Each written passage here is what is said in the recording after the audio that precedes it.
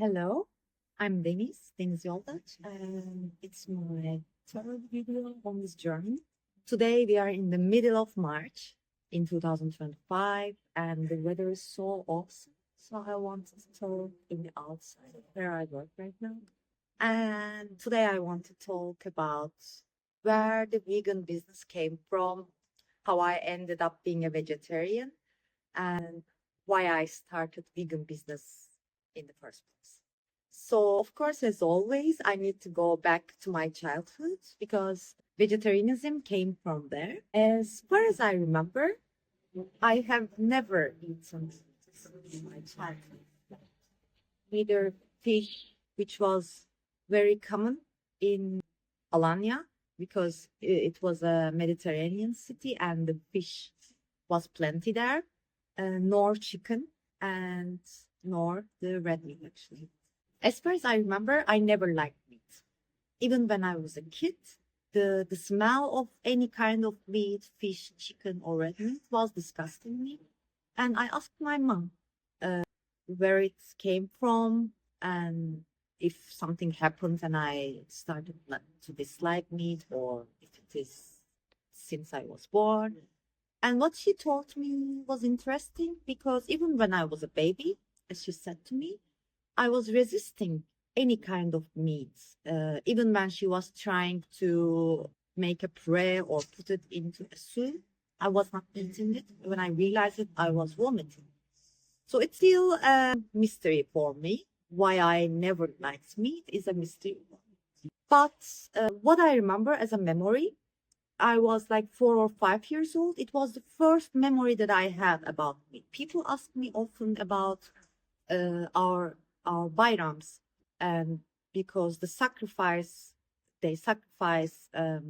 goats or cows in Kurban Bayramı, and a lot of children have traumas when they see an animal they like a day before being cut a day after, but it's not the trauma I had. I never go and watch that kind of things anyway. But the first memory I have is actually in the restaurant. My father owned a restaurant, and I was in the kitchen of this restaurant, and I accidentally stepped on a piece of meat, and when it disgusted me, the raw meat, the blood, and the feeling that I felt under my feet, that feeling I never forget, still has it. I don't know why it affected me so much, but I know this isn't the reason why I don't eat meat because I know I wasn't eating even before that. Another memory I have is the smell. I always disliked it. I was having difficulty to sit in the same table with fish, for example. That smell was too much for me, overwhelming for me. People always say, "Oh, look how beautiful it smells. How can you not like the meat?" But for me, it doesn't smell nice. How can I explain it? Imagine something that disgusts you so much, like I don't know, spoiled egg or potato, if you ever smelled of those. Meat smells like this to me. At least most of the meats, like fish, I hate the smell of it. Chicken, raw or cooked, doesn't matter. Especially when it is being cooked. Oh my God, like that smell is. So my mom always sent me away when she has to cook meats or boil meats. This is the second memory I have. Third memory I have is about animals. When I realized, especially it is when I stepped on the meat, I asked what was it, and the chef answered me, it is the heart of a cow. And I was shocked, like because meat for me was just meat. I didn't have this connection, at least not a part like heart. And knowing that it was actually a heart of a living being disgusted me so much. And I always knew that any meat was actually an animal. So I was always surprised how people were eating fish, for example, with the head. Like they were seeing the head there, a dead head of a fish, and they were eating the rest. That's impossible for me, knowing something is dead there. Now, what I mean is I could understand I was able to understand a burger. It doesn't look like any part of an animal when you are eating it in a burger. When the years pass, hello,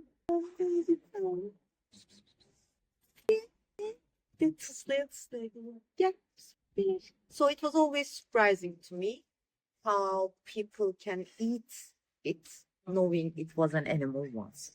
And of course, I, not of course, because I think I had a different connection with animals than any kid. What I mean is, as you can see, any street animal would always find me. I had rabbits, I had dogs, I had cats. I was feeding them, especially since I was not eating meat. I was always feeding the cats and animals around me with the meat I have in my, you know, when we go to a restaurant, I was separating them and giving them. Oh, sorry for the view. I think it's not perfect. Uh, he's a new cat I found just today. So I even dreamt of having this superpower when I was a kid, being able to talk with animals. I was really hoping that I grew this kind of an ability when I become adult. Anyway, I always have friends. I have always them as a friends, and I never see any difference between them or a cow. I was seeing cows, for example, as big, sweet dogs with pink noses, and they were just as sweet to me. And anyway, so I never wanted to eat them. But when I was growing up, people was forcing me to eat, and it was so normal to me. People was always forcing me to eat meat, especially, unfortunately, my father. He was a very much meat lover, and maybe she. I'm gonna turn the camera. Um, so he was a meat lover, and he was wanting me to eat meat. But not only him, but also my friends and any grown up, because they think that not eating meat would harm me. And even though I resisted to eat them, they were trying to put it in my meal without letting me know.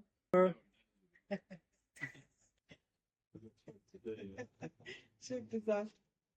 Merhabalar. I had this habit of asking every tiny ingredient of what I eat in the coming years. So wherever I go, I was asking whether it has any meat in it. And then since people understand only red meat when I say meat, I was saying no, also chicken, also fish, also sausage, also sujuk, whatever any kind of meat is unacceptable. Always, almost always, there was a mistake in my orders. For example, when I go to restaurant, I just wanted to eat a toast without meat, which means without any pastrami or any kind of meat. This sounds so easy right now, right? But it wasn't. And imagine that I had to eat 3 times a day, every day until this year. And I had many dinners or lunches outside. So I was always the problematic girl in the table because all the orders. Ya seni ne yapıyorsun? I don't know what she's doing. Stupid. How can I not have a better and deeper connection with them? Not like I have really deeper connection with animals than I have with human. I really admit it. Anyway, so talking seriously that I hate being that girl in the table who always seemed to be problematic only because she doesn't want to eat meat.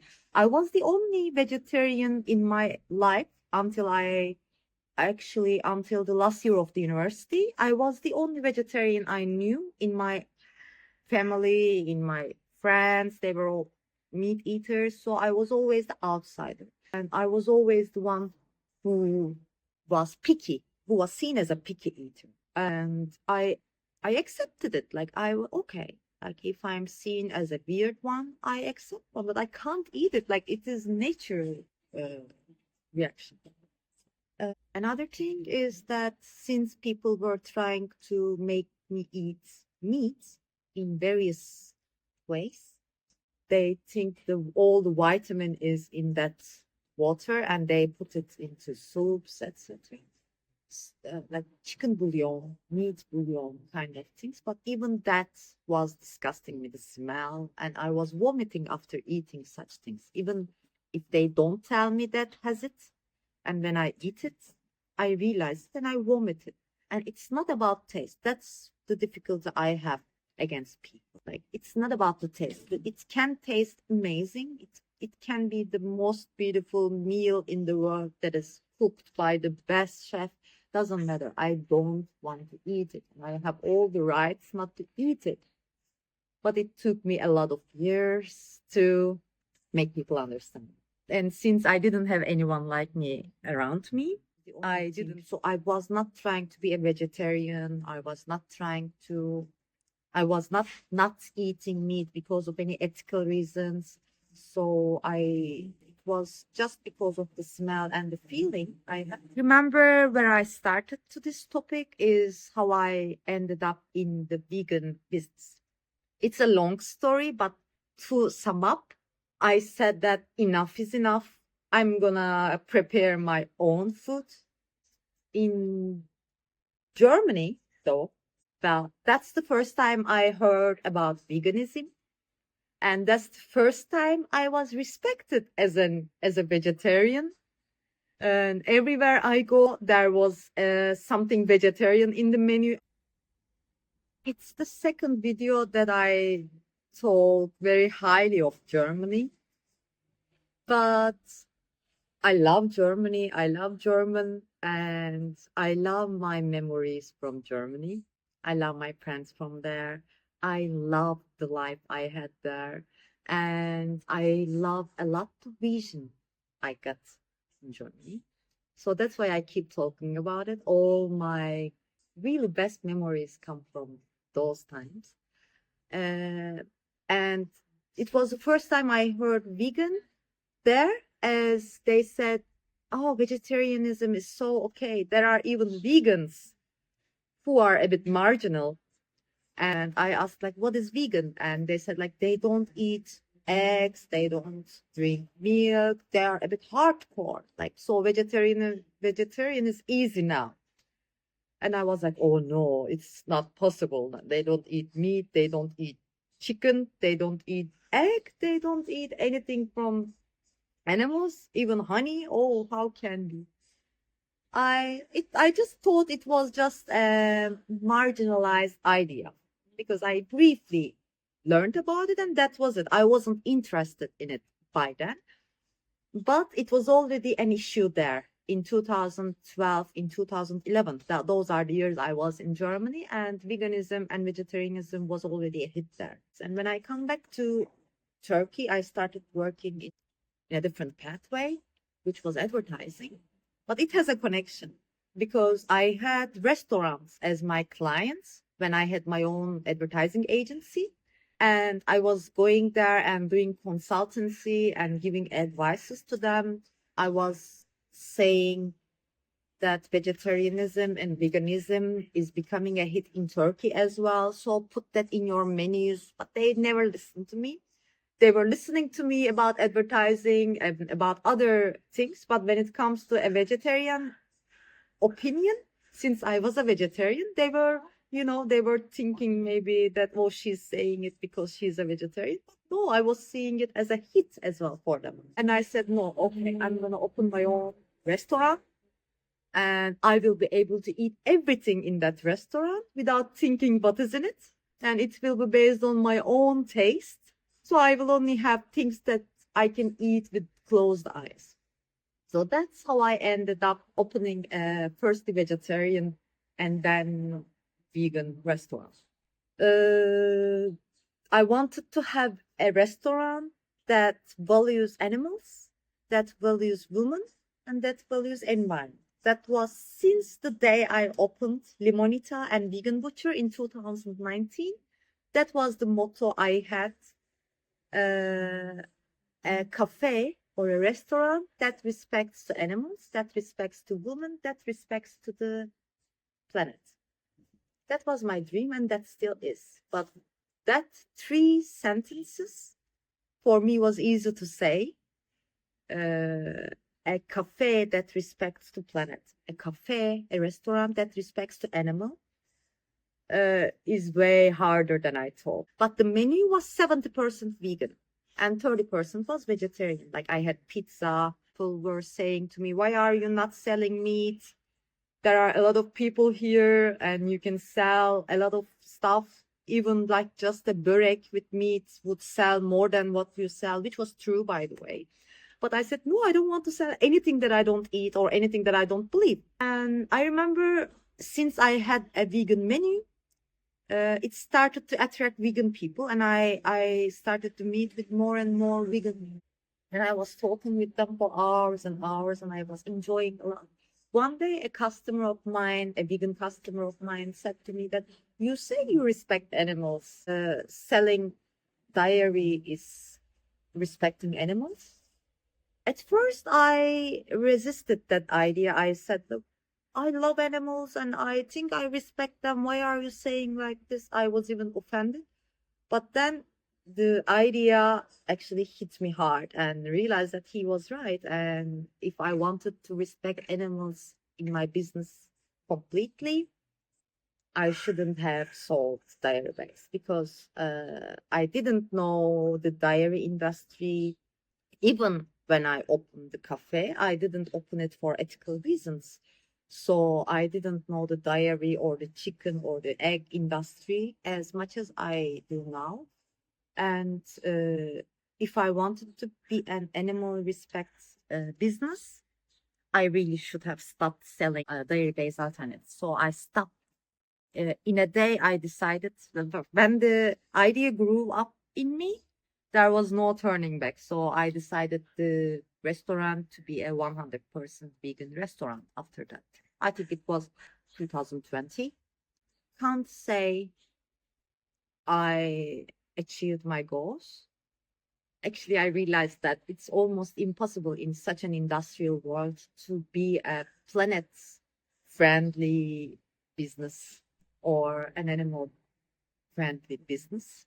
It's impossible because it's everywhere. The animal harm is everywhere. The environment harm is everywhere. No matter how much you avoid it, it's everywhere. So it's not the way I live right now because it's made my life stuck at some point. And it made me decision paralyzed. I was not able to decide on anything any longer based on those three values and my business values. But I'm okay at the moment at where I am. I produce plant-based meats and I only sell them. I don't earn money, but at least I'm doing something I love. That's all I can say for now. This is how I ended up in a vegan business. And this is why I never liked meat.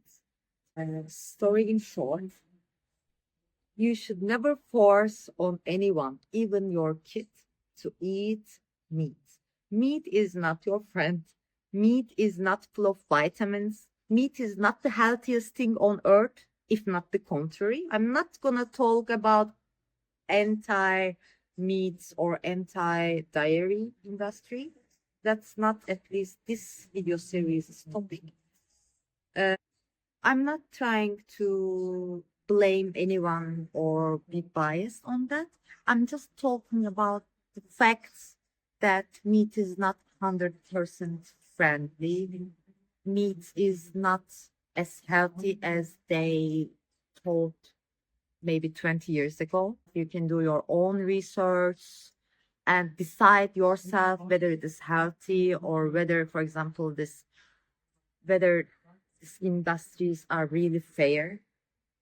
And even if you don't care about any of them, at least we all should respect on people's decisions about feeding themselves and not force them on eating something they don't like. This is what I see, especially vegetarianism is nothing comparing to veganism. And you say in any place still in 2025 that you are vegan, make the question how stupid this is and how unsustainable it is. It might be or it might not be. It doesn't matter, but leave them alone. Yeah, this is today's topic. Another day that I told about something I just want, which is the freedom. I like the freedom of having a channel. And I like this channel already. Thank you very much. See you next week. Bye.